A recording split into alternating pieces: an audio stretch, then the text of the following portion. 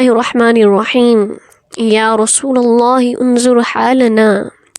یا حبیب اللہ اسمع قولنا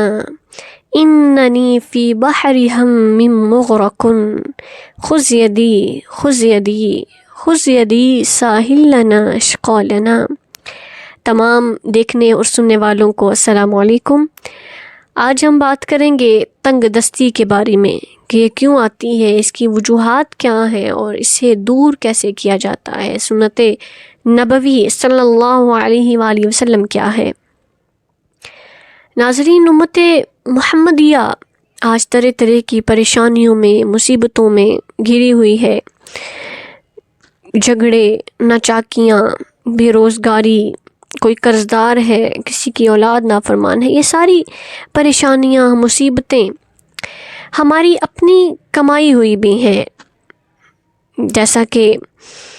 اللہ کریم قرآن کریم میں ارشاد فرماتا ہے وَمَا أَصْعَابَكُم مِّن مُّصِيبَةٍ فَبِمَا كَسَبَتْ أَيْدِيكُمْ وَيَعْفُو عَن كَثِيرٍ، اور جو کچھ مصیبت پہنچی تمہیں وہ اس سبب سے ہے جو تمہارے ہاتھوں نے کمایا، اور بہت کچھ تو معاف فرما دیتا ہے کیونکہ اللہ رب العالمین بخشنے والا ہے، وہ بہت کچھ معاف فرما دیتا ہے۔ ان رحمت اللہ قریب من المحسنین، اس کی رحمت ہے، لیکن بہت سی مصیبتیں ہماری ہاتھوں سے کمائی ہیں، جیسے رزق کی بے قدری کرنا، بے حرمتی کرنا، شادی بیاہ پر یا کوئی دنیا سے چلا گیا تو ان تمام مواقع پر کھانا ضائع ہوتا ہے، تو کھانا ضائع کرنا، گھروں میں کھانے کا سامان ضائع ہوتا ہے، تو رزق کی بے قدری سے بھی تنگ دستی آتی ہے۔ سیدہ عائشہ رضی اللہ تعالی عنہ فرماتی ہیں کہ اللہ کے رسول صلی اللہ علیہ وآلہ وسلم جب اپنے گھر تشریف لائے تو روٹی کا ایک ٹکڑا پڑا ہوا دیکھا، اس کو لے کر صاف کیا اور فرمایا عائشہ رضی اللہ تعالی عنہ، اچھی چیز کا احترام کرو، یہ چیز یعنی روٹی جب کسی قوم سے بھاگی ہے تو لوٹ کر نہیں آئی، یعنی رزق کی قدر کرنی چاہیے، بے قدری نہیں کرنی، بے حرمتی نہیں کرنی۔ اور جو لوگ دکان پر جاتے ہیں، سامان خریدتے ہیں، یا بیچنے والا سامان بیچتا ہے تو قسمیں کھاتے ہیں مال بک جائے، لیکن اللہ کے رسول صلی اللہ علیہ وآلہ وسلم نے فرمایا کہ بے یعنی تجارت، اس میں قسم کی کثرت سے بچو، قسم نہ کھاؤ، کہ اگرچہ یہ مال کو بکوا دیتی ہے، مال بک جاتا ہے، مگر برکت مٹا دیتی ہے۔ تو جب برکت مٹ جائے گی تو پھر تنگ دستی آئے گی، پھر پریشانی آئے گی، پھر مصیبت آئے گی۔ اور ایک اور وجہ ہے بسم اللہ نہ پڑھنا، اس کی وجہ سے بھی بے برکتی آتی ہے۔ کھانا بناتے وقت، کھانا کھاتے وقت، سامان لاتے وقت بسم اللہ پڑھنی چاہیے تاکہ اللہ کریم برکت نازل فرماتا رہے۔ اللہ کے رسول صلی اللہ علیہ وآلہ وسلم نے فرمایا کہ جس کھانے پر بسم اللہ نہ پڑھی جائے شیطان اس کھانے میں شریک ہو جاتا ہے، تو جب شیطان شریک ہو جائے گا پھر برکت زائل ہو جائے گی، پھر وسعت کیسے جائے گی، وہاں تنگی جنم لے گی۔ حضرت ابو ایوب انصاری سے روایت ہے کہ ہم سرکار مدینہ صلی اللہ علیہ وآلہ وسلم کی بارگاہ میں حاضر تھے، آپ کے سامنے کھانا پیش کیا گیا، فرمایا کہ ابتدا میں اتنی برکت دیکھی کہ کسی کھانے میں ہم نے اتنی برکت نہیں دیکھی، مگر آخر میں بڑی بے برکتی دیکھی۔ ہم نے عرض کی یا رسول اللہ صلی اللہ علیہ وسلم، ایسا کیوں ہوا کہ شروع کرتے وقت کھانے میں بڑی برکت تھی لیکن جب آخر میں آئے، آخر میں پہنچے تو بے برکتی دیکھی؟ تو اللہ کے رسول صلی اللہ علیہ وآلہ وسلم نے ارشاد فرمایا ہم سب نے کھانا کھاتے بسم اللہ پڑھی، پھر ایک شخص بغیر بسم اللہ پڑھے کھانا کھانے بیٹھ گیا، اس کے ساتھ شیطان نے کھایا۔ اس کے علاوہ علماء کرام فرماتے ہیں کہ ناخنوں کا بڑا ہونا، عورت جب کھانا بناتی ہے اس کے ناخن بڑے ہوتے ہیں، کھانا کھاتے وقت جو ہے وہ مرد ہے یا عورت ہے ناخن بڑے ہیں تو یہ رزق میں تنگی کا سبب بنتے ہیں۔ فتاوی ہندیہ کے اندر یہ بات موجود ہے کہ 40 دن سے زائد ناخن بڑھانا مکروہ تحریمی ہے۔ اس کے علاوہ عورت کا ننگے سر کھانا بنانا، سب کا دسترخوان کے بغیر الگ الگ کھانا کھانا، ٹوٹے برتن کے اندر کھانا کھانا یا ننگے سر کھانا کھانا، عورت یا مرد، روٹی کے ٹکڑے جو ہیں وہ کچرے میں پھینک دینا، اور گھر میں مکڑی کے جالے لگے رہنا، اور والدین اولاد سے بات کرتے وقت یا ان کو بلاتے وقت وقت بد دعائیں دیتے ہیں، یا خواتین اکثر عادت ہوتی ہے کہ گالیاں نکالتی ہیں بات کرتے، تو یہ بھی تنگ دستی پیدا کرتی ہے، بے برکتی پیدا کرتی ہے یہ چیز کہ ماں باپ کے لیے دعائیں خیر نہ کرنا۔ تو ان چیزوں سے بچا جائے، ان چیزوں کو خود سے دور کیا جائے۔ پھر خرید و فروخت کے اندر کھانا بناتے، کھانا کھاتے، ہر چیز کے جو ہے وہ بسم اللہ کی عادت بنا لی جائے۔ پھر خرید و فروخت میں حلال و حرام کی تمیز نہ رکھنا، یہ بھی تنگ دستی کا سبب ہے کہ یہ کیسے ممکن ہے کہ حلال و حرام کا بھی فرق نہ رکھا جائے اور رزق بھی وسعت والا ہو، اس میں کشادگی ہو۔ تو یقیناً بہت سے لوگ برائی کرتے ہیں، حرام کھاتے ہیں، حرام کماتے ہیں، لیکن مالدار ہیں۔ یہ اللہ نے ان کو ڈھیل دے رکھی ہے، ان کے لیے سب کچھ دنیا میں ہے، آخرت میں کوئی حصہ نہیں ہے۔ ہمیں اپنی پریشانیوں کا حل قرآن و سنت سے دیکھنا ہے، ہمیں حلال و حرام کی تمیز رکھنی ہے۔ حضرت عبداللہ بن عباس رضی اللہ تعالیٰ عنہ سے روایت ہے کہ اللہ کے رسول صلی اللہ علیہ وآلہ وسلم نے ارشاد فرمایا، کھانا کھانے سے پہلے اور بعد میں وضو کرنا محتاجی کو دور کرتا ہے، اور یہ مرسلین کی سنتوں میں سے ہے۔ کتنا آسان سا عمل ہے کہ کھانا کھانے سے پہلے اور بعد میں وضو کر لیا جائے تو رب کریم محتاجی کو دور فرما دیتا ہے۔ امام غزالی رحمۃ اللہ علیہ فرماتے ہیں کہ روٹی کے ٹکڑوں اور ذروں کو چن لیا جائے جو دسترخوان پر گر جاتے ہیں، یا ویسے کہیں آپ نے گرا ہوا دیکھا، روٹی کا ٹکڑا دیکھا، تو اس کو اٹھا لیا جائے کہ حدیث پاک میں ہے جو شخص اس طرح کرتا ہے اس کے عیش و عشرت میں وسعت کی جاتی ہے، اور اس کے بچے صحیح سلامت اور بے عیب ہوں گے، اور وہ ٹکڑے حوروں کا مہر ہوں گے۔ کتنی رب کریم رحمت عطا فرما رہا ہے۔ اس کے اندر حکمت بھی موجود ہے کہ جس کے بچے صحیح سلامت نہیں ہوتے، یا ماں باپ چاہتے ہیں کہ ہمارے بچے صحیح سلامت دنیا میں آئیں، تو وہ اس سنت مطہرہ پر عمل کریں۔ اس کے علاوہ برکت چاہتے ہیں تو مل کر کھانا کھانے کی عادت بنا لیجئے۔ حضرت عمر فاروق رضی اللہ تعالیٰ عنہ سے روایت ہے کہ سرکار مدینہ راحت قلب سینہ محمد مصطفیٰ احمد مجتبیٰ صلی اللہ علیہ وآلہ وسلم نے ارشاد فرمایا کہ اکٹھے کھاؤ، الگ الگ نہ کھاؤ، کہ برکت جماعت کے ساتھ ہے۔ اس کے بعد سورہ واقعہ مغرب کے وقت پڑھنے کا معمول بنا لیجئے، یہ کشادگی کو لاتا ہے، غیبی مدد حاصل ہوتی ہے، برکت آتی ہے، اللہ رب العالمین مدد فرماتا ہے۔ اذان کا ادب کرنا بھی رزق میں وسعت لاتا ہے، کشادگی لاتا ہے۔ گھر میں گانا گانے کی بجائے، گانا گنگنانے کی بجائے استغفار پڑھتے رہیے، درود پاک پڑھتے رہیے، چاروں کل پڑھتے رہیے، آیت الکرسی کی تلاوت کرتے رہیے۔ نماز میں تسبیح فاطمہ 33 بار سبحان اللہ، 33 بار الحمدللہ، اور 34 بار اللہ اکبر پڑھنا بھی وسعت کا باعث بنتا ہے۔ سورہ ملک پڑھ کر سونا، جمعہ کے دن سورہ کہف کی تلاوت کرنا، مساکین کو کھانا کھلانا، والدین کی خدمت کرنا، یہ تمام امور ہماری تنگ دستی، مصیبت، پریشانیوں کو دور کرتے ہیں، رزق میں وسعت لاتے ہیں، رزق میں کشادگی لاتے ہیں۔ سال بن سعد رضی اللہ تعالی عنہ بیان کرتے ہیں کہ ایک شخص حضور اقدس صلی اللہ علیہ وآلہ وسلم کی خدمت میں حاضر ہوا اور اپنی مفلسی کی شکایت کی۔ آپ صلی اللہ علیہ وآلہ وسلم نے فرمایا، جب تم گھر میں داخل ہو تو گھر والوں کو سلام کرو، اور اگر کوئی نہ ہو تو مجھ پر سلام کرو، اور ایک بار سورہ اخلاص یعنی قل هو اللہ، یہ پوری سورہ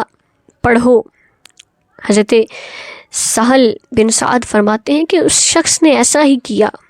پھر اللہ نے اس کو اتنا مال دیا کہ اس نے اپنے ہمسایوں اور رشتہ داروں کی بھی خدمت کی۔ لیکن ہمارے ہاں آج کل ہمارے پاس مال آ جائے، پیسہ آ جائے، دولت آ جائے، ہم تکبر شروع کر دیتے ہیں، لوگوں کو آنکھیں دکھانا شروع کر دیتے ہیں، دوسرے لوگوں کو حقیر سمجھنا شروع کر دیتے ہیں۔ تو وسعت والا رزق بھی مانگے تو عاجزی کے ساتھ مانگے، عاجزی بھی ساتھ مانگے کہ تو یہ جو سنتیں ہیں رسول اللہ صلی اللہ علیہ وسلم کی بتائی گئی اور احکامات ہیں، ان پر عمل کرنا ہے تاکہ تنگ دستی دور ہو، پریشانی دور ہو۔ اس کے علاوہ اللہ کے رسول صلی اللہ علیہ وسلم نے دعا بھی سکھائی کہ یہ دعا بھی سختیاں دور کرنے کے لیے پڑھی جائے، لا الہ الا انت سبحانک انی کنت من الظالمین اللہ ربی لا اشرک بہ شیئا۔ اور اس کے علاوہ اللہ سے حلال رزق کی دعا کی جائے کہ مال جو قسمت میں اللہ نے لکھا ہے وہ مل کر رہے گا، لیکن حلال طریقے سے حاصل کیا جائے، حرام سے دور رہا جائے۔ اللہ کے رسول صلی اللہ علیہ وسلم نے ارشاد فرمایا کہ جبرائیل امین نے میرے دل میں القاء کیا ہے کہ اپنی روزی پوری کیے بغیر کوئی بھی شخص نہیں مرے گا، اور خبردار اللہ سے ڈرتے رہو۔ پھر فرمایا کہ احسن طلب کو ملحوظ رکھیے، رزق کے پہنچنے میں تاخیر تمہیں اس بات پر آمادہ نہ کرے کہ ناجائز ذرائع سے، راستوں سے، طریقوں سے اس کے حصول میں پڑ جائیں، یعنی حرام مال جو ہے وہ کمایا جائے، کیونکہ جو کچھ اللہ کے پاس ہے تمہارے لیے وہ صرف اللہ کی اطاعت سے ہی حاصل ہوگا۔ ایک جگہ اللہ کے رسول صلی اللہ علیہ وسلم نے ارشاد فرمایا کہ روزی بندے کی تلاش میں یوں رہتی ہے جیسے موت اس کا پیچھا کرتی ہے، اس لیے غلط راستوں پر چلنے کی بجائے، اللہ کو ناراض کرنے کی بجائے اس سے مطمئن رہا جائے، اللہ کی ذات پر یقین رکھا جائے، رزق اسی سے طلب کیا جائے، حلال طریقے سے حاصل کیا جائے۔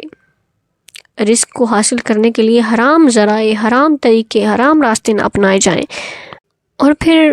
اللہ کی عطا کردہ روزی، وسعت رزق اور وسعت دولت سے دوسروں کو حقیر سمجھنے لگ جانا، اس سے بھی ہمیں پناہ مانگنی چاہیے اور دوسروں کی مدد کرنی چاہیے جو اللہ نے دیا ہے۔ نہ جانے اللہ رب العالمین ہمیں کس کی دعاؤں سے رزق دے رہا ہے، اس بات کو ملحوظ رکھا جائے۔ حضرت انس رضی اللہ تعالیٰ عنہ سے روایت ہے کہ اللہ کے رسول صلی اللہ علیہ وآلہ وسلم کے زمانہ میں دو بھائی تھے، ایک حضور علیہ السلام کی خدمت کرتا اور دوسرا مزدوری کر کے، دستکاری کر کے کماتا تھا۔ اس محنت کر کے کمانے والے بھائی نے آقا علیہ السلام کی خدمت میں شکایت کی، یعنی دوسرا بھائی جو ہے وہ آقا علیہ السلام کی خدمت میں رہتا ہے، کماتا نہیں ہے، میں ہی کماتا ہوں۔ تو آپ صلی اللہ علیہ وآلہ وسلم نے جواب دیا، کیا تمہیں پتہ ہے کہ روزی تمہیں اسی کے صدقے سے مل رہی ہو؟ یعنی تمہیں کیا معلوم کہ تمہیں کس کے صدقہ سے اللہ رب العالمین عطا کر رہا ہے، کس کی دعاؤں سے عطا کر رہا ہے۔ اور رزق ہونے کے باوجود اگر آپ خود کو تنگ دست کہتے ہیں کہ یہ بہت کم مال ہے، اور آ جائے اور مل جائے،